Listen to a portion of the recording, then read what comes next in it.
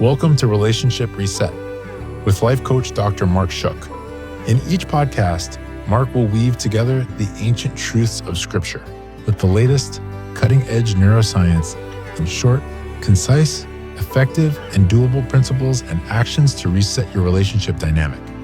Hi guys, welcome to Relationship Reset. I'm Mark Shook, and this is my beautiful wife, Laura. I'm so glad to be joined by her today. I think in some of these marriage things, it helps so much to have your voice. So they're not just hearing from the guy, you know? Happy to be here.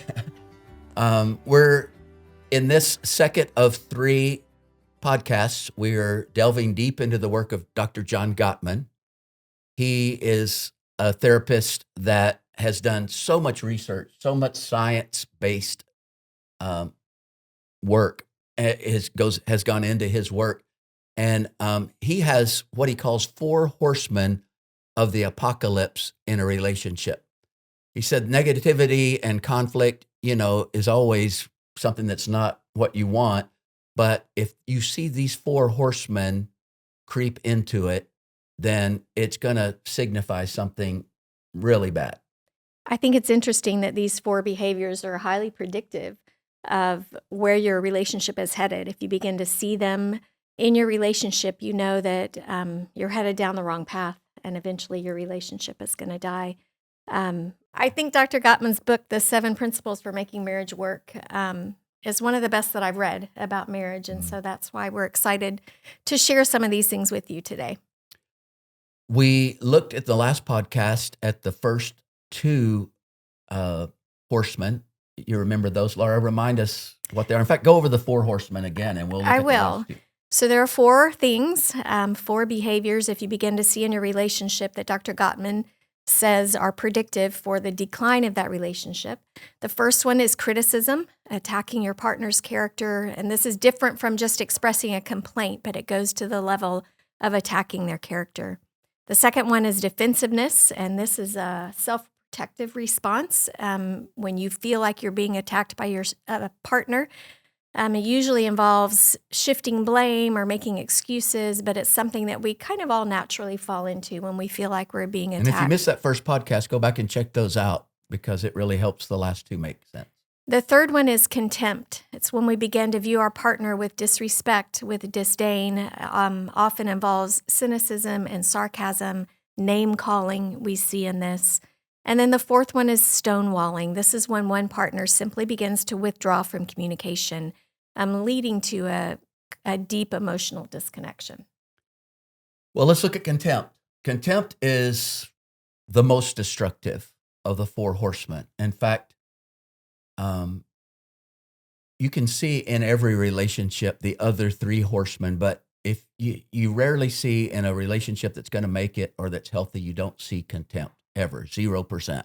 Yeah, I think that's an important thing to note, that in even healthy relationships, you see 3 out of 4 of these things take place, but the healthy couple is able to work through it and resolve it. But when you see contempt in a relationship, there's serious issues there. Yeah, we're going to give you some ways to try to work through it, but it's not good. If you see that, you are on your last leg. So basically, contempt involves conveying disgust, disdain, disrespect toward your partner. And it can manifest in sarcasm, eye-rolling, eventually name-calling or mockery. Just an example, for example, oh, you're too busy to help. Sure, because you do so much around here, right? With the eye roll. And then one of my least favorite is correcting grammar when someone is angry with you. It's not, I could care less. It's, I couldn't care less. At least get that right. I think it's interesting that contempt, like you said, is often shared non-verbally as well, with the eye rolling, and maybe it's sighing or the little noises that we make are signs of contempt as well. Yeah. It's toxic because it conveys a sense of superiority. It creates an environment of hostility, which is the opposite of connection. Gottman's research identifies contempt as the number 1 predictor of divorce. It not only harms the emotional bond, but it can also lead to physical health issues due to the stress it induces. Almost always when you see contempt, it's a very strong predictor of the other partner having a lot of illnesses, even physical health issues and illnesses. That's interesting. It's interesting to me, too, that these four, what we're calling the horsemen, generally come in a sequence in a Yeah. relationship. Criticism starts it off, and then you begin to see defensiveness as a result of the criticism. Stonewalling, which we're going to talk about in a minute, comes along, and then eventually you end up with contempt. Yeah.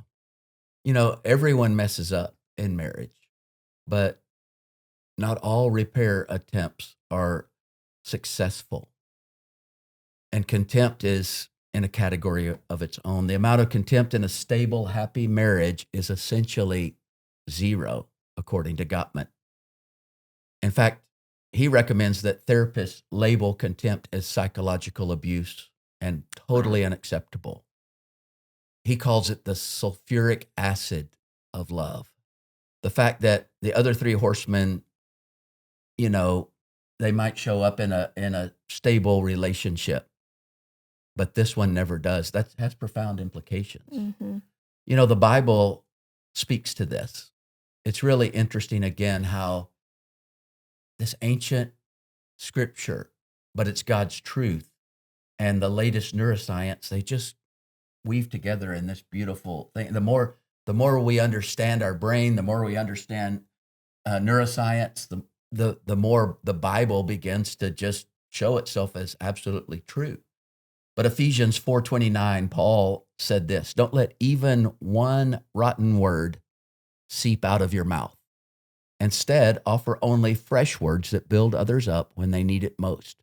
That way, your good words will communicate grace to those who hear them." And it's interesting because in the original language, the Greek of the New Testament, when it says one rotten word, it's really the word venomous or poisonous. It's like a venomous snake. That's what contempt is. It's like, sinking your fangs into the neck of your partner and just unloading poison into the relationship.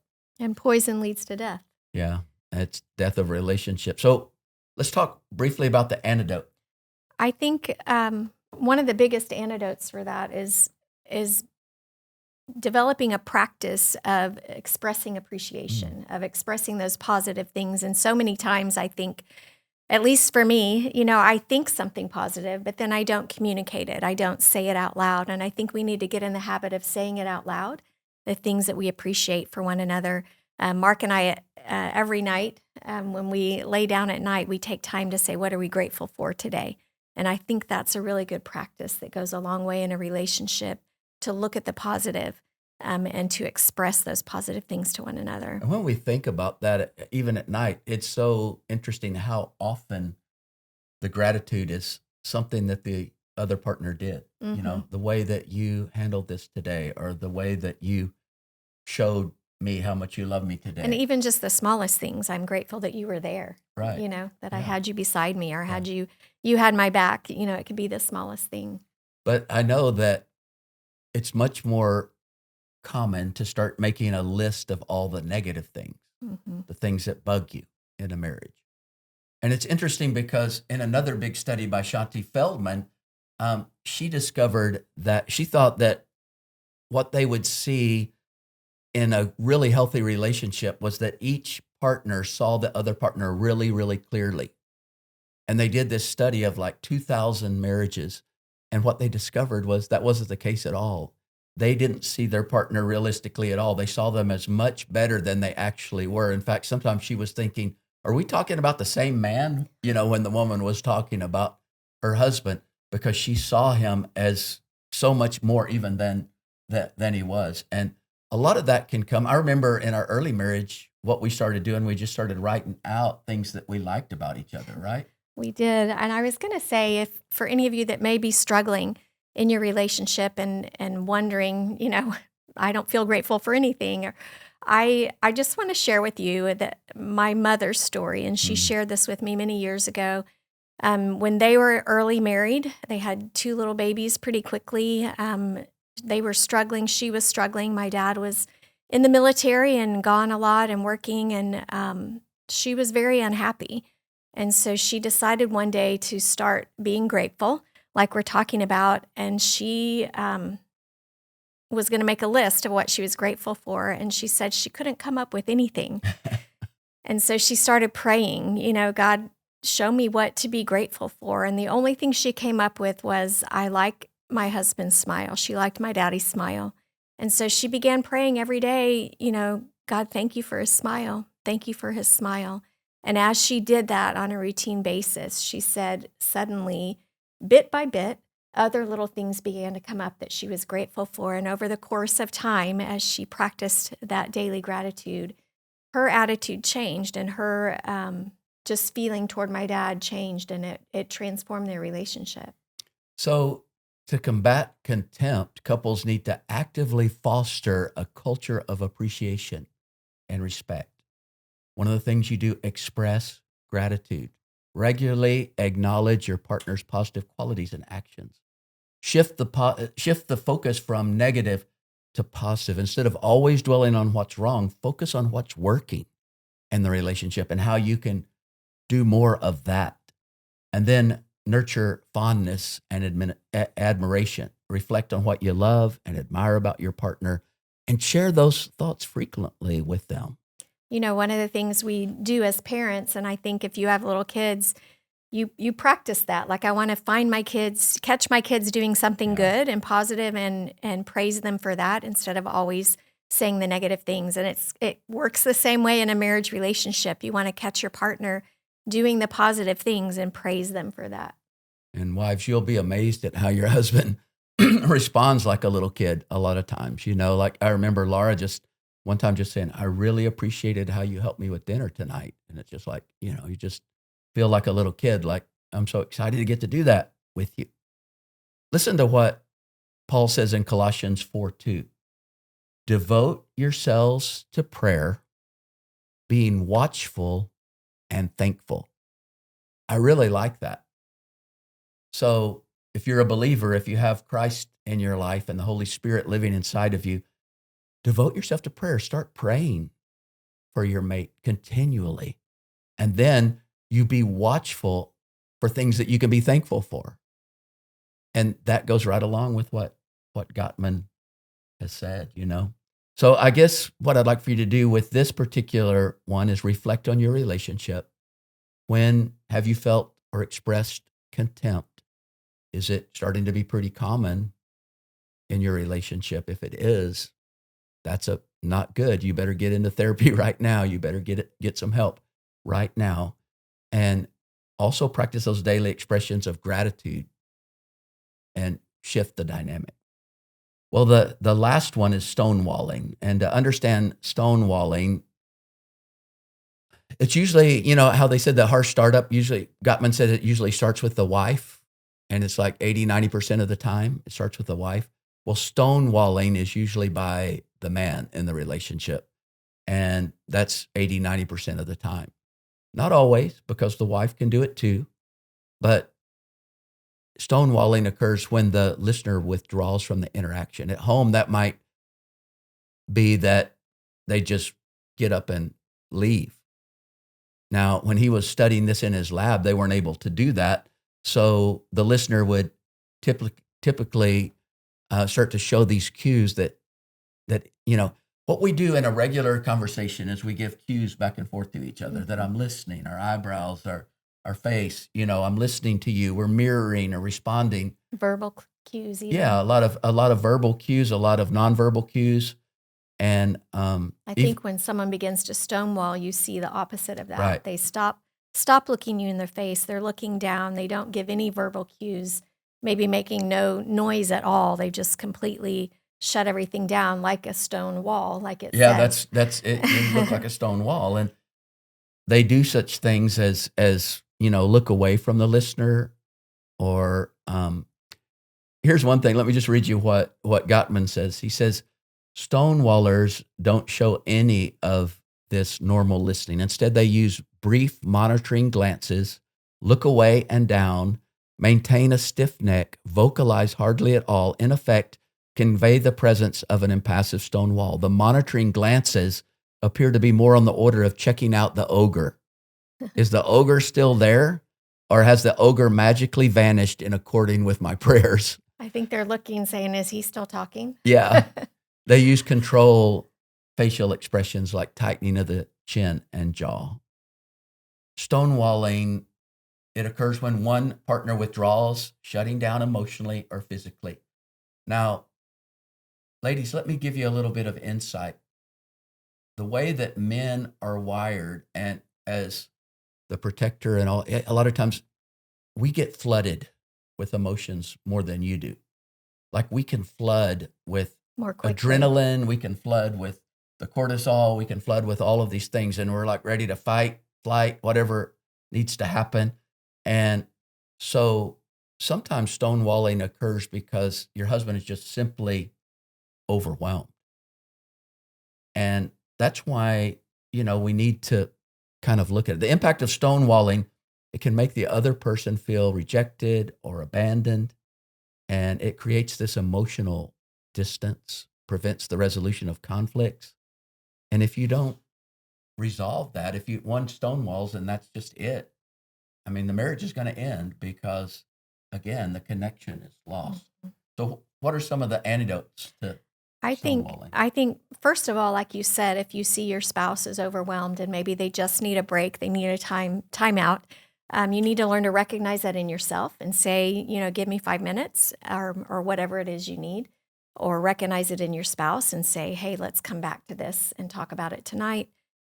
So know that it's okay to take a break. If you're having a conflict, take a little bit of time out, whether either one of you needs it. I think the other thing is to engage in some kind of physically calming activities, and you may know some of these, but whatever works for you, whether it's deep breathing or taking a walk, getting outside in nature, maybe you do yoga, meditation, whatever it is for you that can calm your physical body while you're taking that break, so that when you come back together, you're able to talk with one another more calmly.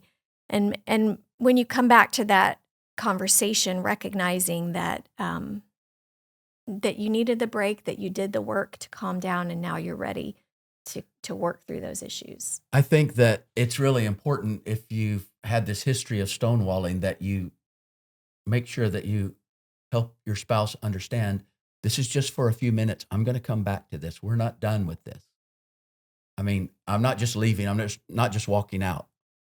And ladies, if your husband needs that time because he's flooded, don't chase him into the next room still, harping on what's going on, because what he's trying to do, he's trying to get a little bit of distance so that he can calm himself.